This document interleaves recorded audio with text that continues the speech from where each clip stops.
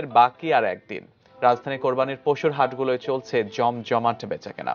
দাম নিয়ে মিশ্র প্রতিক্রিয়া ক্রেতা বিক্রেতাদের। তবে হাট থেকে দ্রুত আবর্জনা সরিয়ে ফেলার দৃশ্য ডেঙ্গু পরিস্থিতি মোকাবেলায় সচেতনতা বৃদ্ধিরই প্রকাশ। বিস্তারিত জানাচ্ছেন সম্রাট আনোয়ার।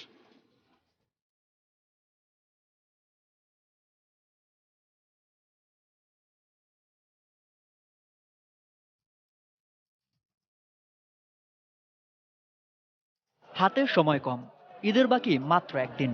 কোরবানির পশু কিনতে রাজধানীর হাটগুলো এখন উপচে পড়া ভিড়। হইচই হট্টগোল, যাচাই বাছাই করে পছন্দের পশু কিনতে যত চেষ্টা। দামটা বেশি যাচ্ছে।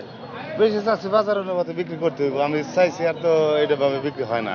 দাম নিয়ে দর কষাকষির এমন দৃশ্য কোরবানির পশুর হাটগুলোতে স্বাভাবিক। তবে এবার দামটা কেমন? ক্রেতাদের কাছে দামটা এবার তুলনামূলক বেশি, আর বিক্রেতাদের দাবি বাজার মন্দা। গতবার থেকে এবার দামটা একটু বেশি, তবে পর্যাপ্ত গরু দেখতেছি, ক্রেতাও কম মনে হচ্ছে একটু, তো দেখবো আর একটু ঘুরবো আর কি।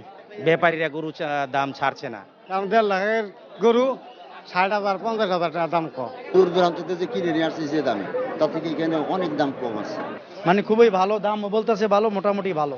বরাবর কোরবানির হাটগুলোতে নজর কাড়ে বড় আকারের সব গরু, যেমন আকৃতিতে তেমন নাম। তবে আকর্ষণের কেন্দ্রে বড় গরু থাকলেও চাহিদা বেশি মাঝারি আকৃতির গরুর।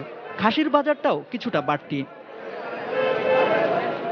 কোরবানির পশুর হাট মানেই গোবর, পানি, ময়লার বিভীষিকা। কিন্তু এবার অবস্থার পরিবর্তন বোঝায় এমন দৃশ্যগুলোই। কিছুক্ষণ পরপরই আবর্জনা সরিয়ে ফেলতে কাজ করছে সিটি কর্পোরেশন ও হাট কর্তৃপক্ষের নির্ধারিত পরিচ্ছন্নতা কর্মী। আমরা সিটি কর্পোরেশনের লোকজন যথেষ্ট সচ্ছল, তারা আমার রোডটা একদম পরিষ্কার করে দিচ্ছে। আমার জানা নাই যে আমার হাটের মতো সুন্দর হাট আর ঢাকা শহরে আরেকটা আছে বলে মনে করি না।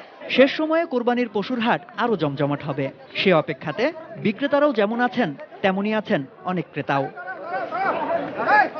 সম্রাট আনোয়ার, এটিএন নিউজ, ঢাকা।